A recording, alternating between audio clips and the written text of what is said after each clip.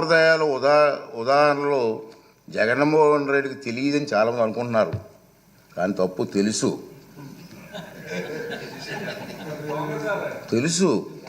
ఎందుకంటే 2019 జూన్ 13న ముఖ్యమంత్రి హోదాలో ఆయన ఇదే సభలో ప్రసంగిస్తూ చెప్పిన మాటలు మనందరం గుర్తు చేసుకోవాల్సిన అవసరం ఉంది.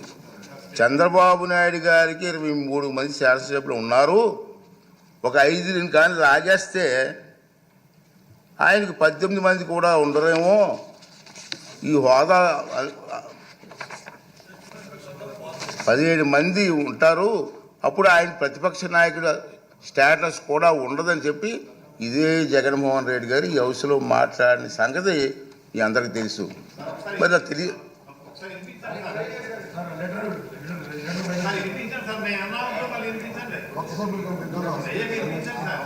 అదే చెప్తాం కదా.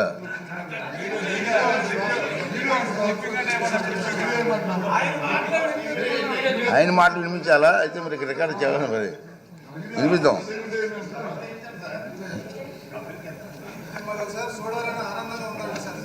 అతనే చెప్పారు నీకు హోదా పోయేదానికి అవకాశాలు ఉన్నాయి. మరి తెలియదనే మాట అది వాస్తవం కాదని చెప్పని అందరికీ అర్థమవుతుంది. ప్రతిపక్ష నాయకుడిగా గుర్తింపు పొందాలంటే సభలో కనీసం 10% సంఖ్యాబలం ఉండాలన్నది నిబంధన గురించి ఆయనకి స్పష్టంగా తెలుసునని సభాముఖంగా ఆయన చెప్పిన ప్రసంగం రుజువు చేస్తుంది. ఇలా కోరి మతిమరుపు తెచ్చుకోవడం మాజీ ముఖ్యమంత్రిగా, మాజీ ప్రతిపక్ష నాయకుడిగా ఆయన హోదాకు తగిన కాదని నా అభిప్రాయం. రాజ్యాంగం సభా నిబంధనల ప్రకారంగా స్పీకర్కు దురుద్దేశాలు ఆపాదించడం సభా హక్కుల ఉల్లంఘన కిందకు వస్తుందని మీ అందరికీ తెలుసు. ఈ పాయింటే.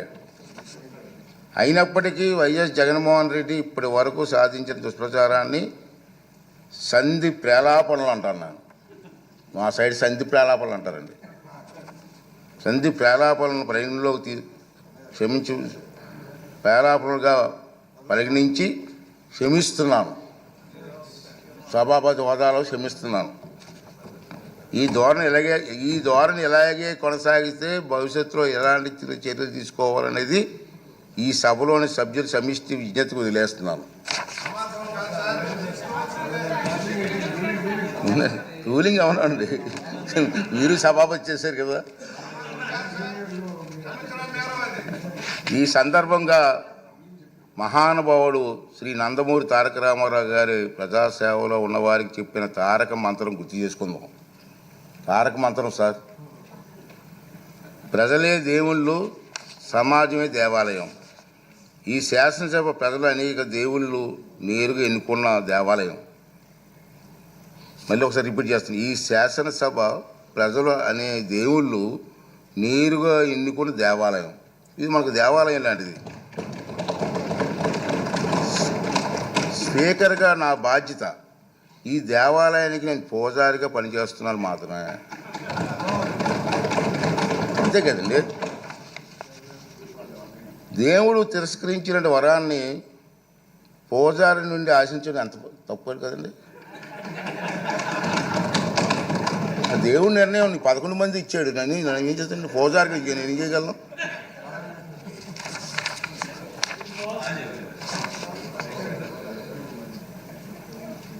ఈ నియోజకవర్గాల్లో ప్రజలు ఈ సందర్భంగా వాళ్ళ సభ్యులు కూడా రావట్లేదు, మీరు చూస్తూనే ఉన్నారు.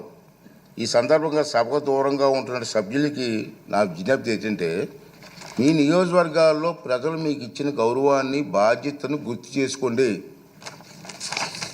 మీకు సభకు దూరంగా ఉంటే మీ నియోజకవర్గాల సమస్యలు సభలో ఎవరు ప్రస్తావిస్తారు? వాటికి పరిష్కారాలు ఎలా సాధిస్తారు? ఈ బాధ్యతను గుర్తించి మిమ్మల్ని నమ్ముకున్న మీ ప్రజల గొంతు వినిపించడానికి సభకు హాజరు కావాలని రాజ్యాంగం మీకు అప్పగించిన బాధ్యతను సమర్థవంతంగా నిర్వహించాలని విజ్ఞప్తి చేస్తున్నాను. నమస్కారం. ఈ రూలింగ్ తాలూకు ఇంగ్లీష్ కాపీని కూడా సభ రికార్డులో భాగంగా ఉంటుందని చెప్పి సందర్భం మనం చేస్తూ మీ అందరి దగ్గర సెలవు తీసుకున్నానండి. ఈ రూలింగ్ ఇవ్వాలనే ఉద్దేశంతో దీన్ని తెర వేయాలి, ఎక్కడో తెర వేయకపోతే పబ్లిక్ అందరికి తెలియాలా, అందుకే సామాన్యులకు అర్థమైన విధంగా చెప్పాలనే ఉద్దేశంతో నేను ఈ టైం తీసుకోవడం జరిగిందని చెప్పి మనం చేస్తూ,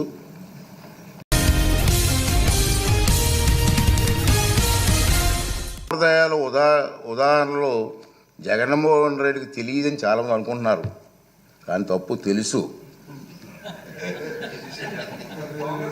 తెలుసు ఎందుకంటే 2019 జూన్ 13న ముఖ్యమంత్రి హోదాలో ఆయన ఇదే సభలో ప్రసంగిస్తూ చెప్పిన మాటలు మనందరం గుర్తు చేసుకోవాల్సిన అవసరం ఉంది.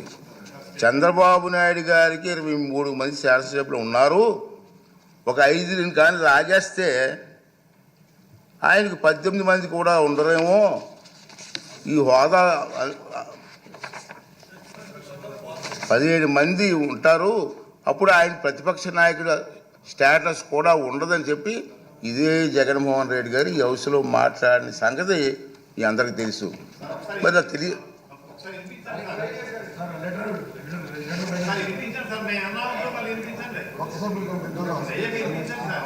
అదే చెప్తాం కదా.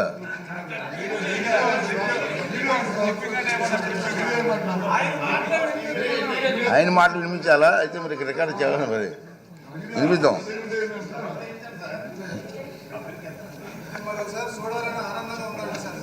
అతనే చెప్పారు, నీకు హోదా పోయేదానికి అవకాశాలు ఉన్నాయి, మరి తెలియదనే మాట అది వాస్తవం కాదని చెప్పని అందరికీ అర్థమవుతుంది. ప్రతిపక్ష నాయకుడిగా గుర్తింపు పొందాలంటే సభలో కనీసం 10% సంఖ్యాబలం ఉండాలన్నది నిబంధన గురించి ఆయనకి స్పష్టంగా తెలుసునని సభాముఖంగా ఆయన చెప్పిన ప్రసంగం రుజువు చేస్తుంది.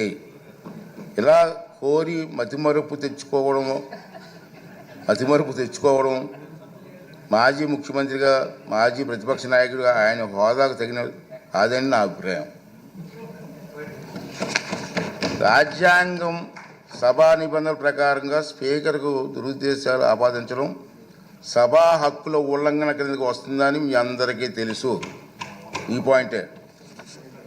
అయినప్పటికీ వైఎస్ జగన్మోహన్ రెడ్డి ఇప్పటి వరకు సాధించిన దుష్ప్రచారాన్ని సంధి ప్రేలాపనలు అంటాను నేను, మా సైడ్ సంధి ప్రేలాపనలు అంటారండి.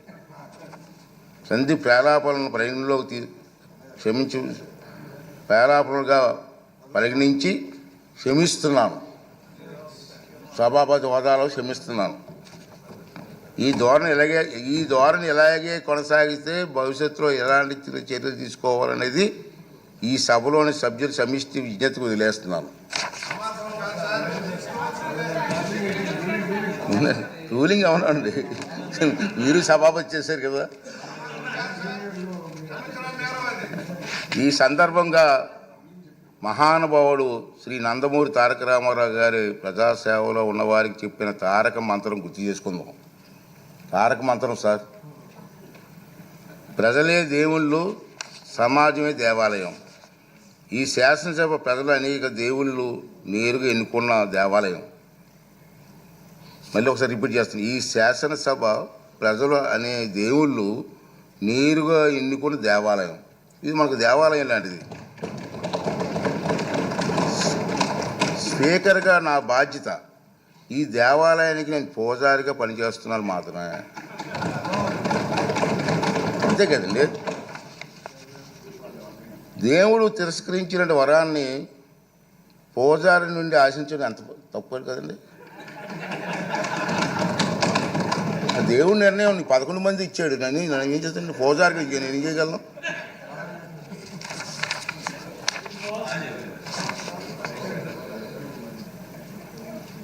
ఈ నియోజకవర్గాల్లో ప్రజలు ఈ సందర్భంగా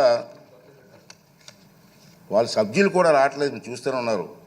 ఈ సందర్భంగా సభకు దూరంగా ఉంటున్న సభ్యులకి నా విజ్ఞప్తి ఏంటంటే, మీ నియోజకవర్గాల్లో ప్రజలు మీకు ఇచ్చిన గౌరవాన్ని, బాధ్యతను గుర్తు చేసుకోండి. మీకు సభకు దూరంగా ఉంటే మీ నియోజకవర్గాల సమస్యలు సభలో ఎవరు ప్రస్తావిస్తారు? వాటికి పరిష్కారాలు ఎలా సాధిస్తారు? ఈ బాధ్యతను గుర్తించి మిమ్మల్ని నమ్ముకున్న మీ ప్రజల గొంతు వినిపించడానికి సభకు హాజరు కావాలని రాజ్యాంగం మీకు అప్పగించిన బాధ్యతను సమర్థవంతంగా నిర్వహించాలని విజ్ఞప్తి చేస్తున్నాను. నమస్కారం. ఈ రూలింగ్ తాలూకు ఇంగ్లీష్ కాపీని కూడా సభ రికార్డులో భాగంగా ఉంటుందని చెప్పి సందర్భం మనం చేస్తూ మీ అందరి దగ్గర సెలవు తీసుకున్నానండి. ఈ రూలింగ్ ఇవ్వాలనే ఉద్దేశంతో దీన్ని తెర వేయాలి. ఎక్కడో తెర వేయకపోతే పబ్లిక్ అందరికి తెలియాలా. అందుకే సామాన్యులకు అర్థమైన విధంగా చెప్పాలనే ఉద్దేశంతో నేను ఈ టైం తీసుకోవడం జరిగిందని చెప్పి మనం చేస్తూ